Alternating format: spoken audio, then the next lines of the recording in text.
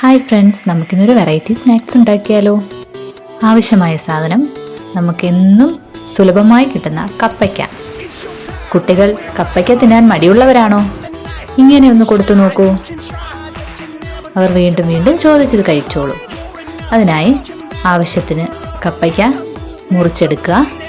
നമുക്കിങ്ങനെ കുഞ്ഞതായി ഗ്രേറ്റ് ചെയ്തെടുക്കാവുന്നതാണ്.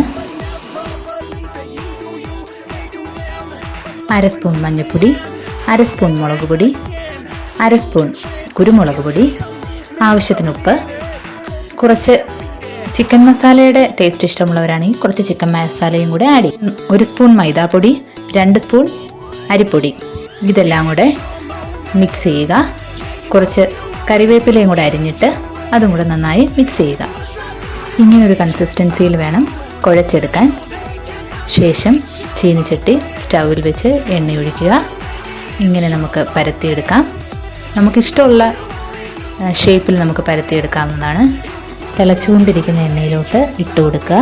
തിരിച്ചും മറിച്ചും ഇട്ട് ലോ ഫ്ലെയിമിൽ വേവിച്ചെടുക്കുക. അടുത്തത് ഞാനൊരു ഉഴുന്നുവടയുടെ ഷേപ്പിലാണ് റെഡിയാക്കി എടുക്കുന്നത്. അങ്ങനെ നമുക്ക് ടേസ്റ്റി ആയിട്ടുള്ള പപ്പായ സ്നാക്ക് റെഡിയാക്കാം. നമുക്ക് പപ്പായ വടയെന്നൊക്കെ വിളിക്കാം. ഇത് കുട്ടികൾക്കെല്ലാം നന്നായി ഇഷ്ടപ്പെടും.